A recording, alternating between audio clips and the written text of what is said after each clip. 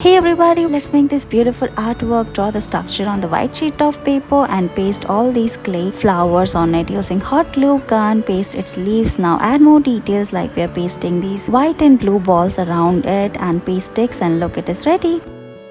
We're going to make these beautiful necklaces. Cut the neck piece from black craft paper and paste the clay on it like this. We're going to add more details like this, and look, the beautiful pieces are ready.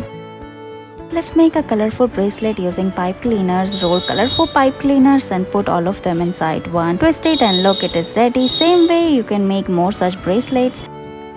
Look at this beautiful clay craft. Let's make it. First make small pieces of the clay, make balls, and then we're going to stick all of them like this. Now we are making a beautiful flower. Add more details and look, it is ready.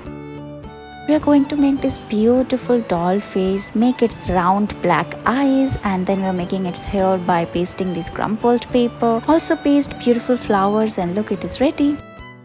Let's make this beautiful clay craft. Cut the top from the craft paper and paste colorful clay balls like this. We are making the skirt of the dress. Add more details and look, it is ready.